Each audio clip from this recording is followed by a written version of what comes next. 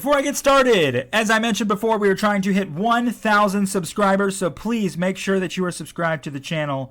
Let's go ahead and talk about some of the most underrated rock-type Pokemon. It's super simple. It's a type that unfortunately is drawn back by its weaknesses, but what draws you to it is how powerful it can be when used at the right time, in the right place. And for that to be the case, that's where we start here with Generation 1. And what is the most underrated rock type? Omastar. Rock Water redeemed Omastar because it removed weaknesses, which really helped it out. What it hurt, unfortunately, was the fact that it added a quad weakness to grass. But if you've played Gen 1, you know that there are not a lot of strong grass moves in Generation 1 outside of, I believe, Solar Beam, which requires setup, which means you will know it's coming. And that's about it. Omastar gets a lot of good moves, and he's a Shell Smash user. There's really no reason for this thing not to be the most underrated. It's not the best, it's not the worst, it's somewhere in the middle, and I think it's a Pokemon you can do a lot more with than you think you can. Really. For Gen 2, Sudowoodo. This is the perfect example of a Pokemon that is popular, and the only reason why is because of its design. However, did you know, I actually don't have an explanation for this, I just think he's the most underrated because I look at the rest of these, and I've already talked about a couple, and Shuckle is probably the best out of this list if you don't count Pseudo-Legendaries, and you know what? Actually, it is Shuckle. It is Shuckle because I do count Pseudo-Legendaries on this list, and obviously Shuckle is an ultimate tank, so he's going to be the list. All right, good. Gen 3, move on. Horrible explanation, move on.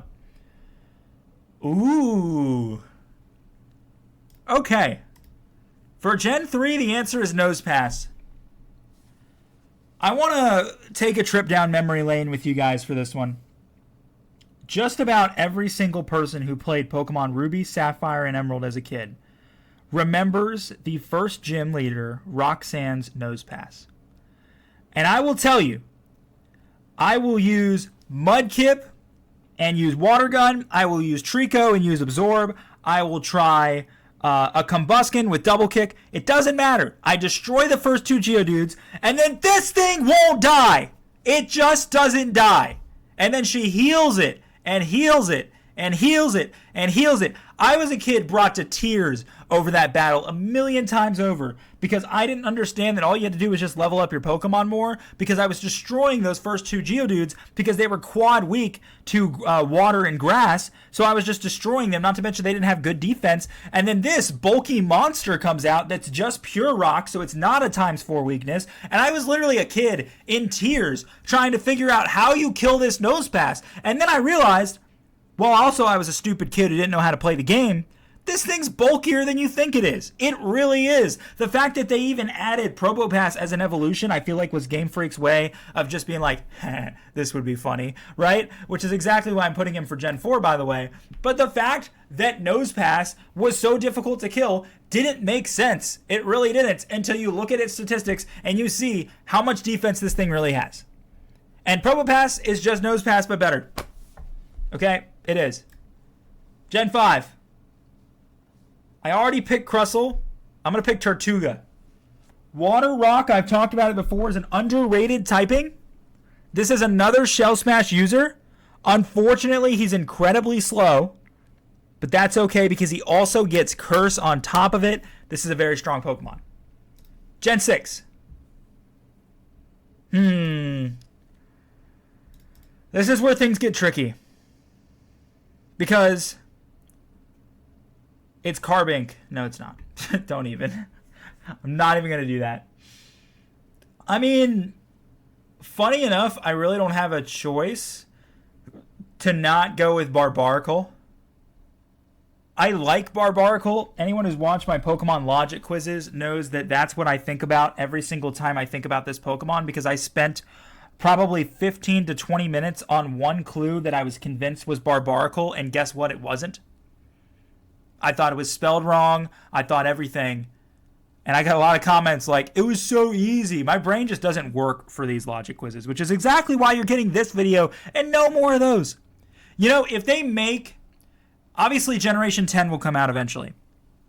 When I play that, I will do a logic puzzle right after I finish the game, okay? But you guys got to hold me to it because I'm going to forget. But I will do a logic puzzle right after I finish the Generation 10 games. They probably won't be out this year. They'll probably be out next year or the year after. I want them to take their time. I have zero problem with that because Gen 9, as we know, while I had fun playing the game, lacked some qualities that Game Freak themselves have set for themselves, and they were rushing it out for money and trying to get it out before Christmas because it came out in like December or November or something. I get why they did it, but now they seem to have kind of shifted their mindset where like ZA was supposed to come out soon and they've barely made any progress on that, and that's a great thing. Take your time with Legends ZA.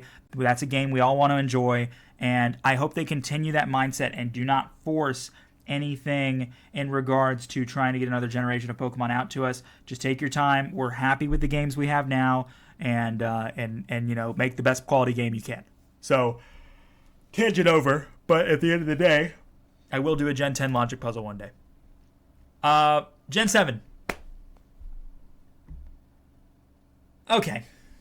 I'm going to go with Alolan Golem. At the end of the day, Rock Electric is really cool.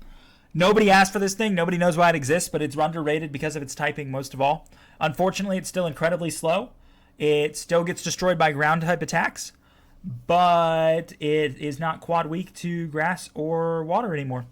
So there's your benefit. Generation 7. 6? 7? This is 8? This is a Generation 8 Pokemon? Anyway, give me Hisuian Avalugg.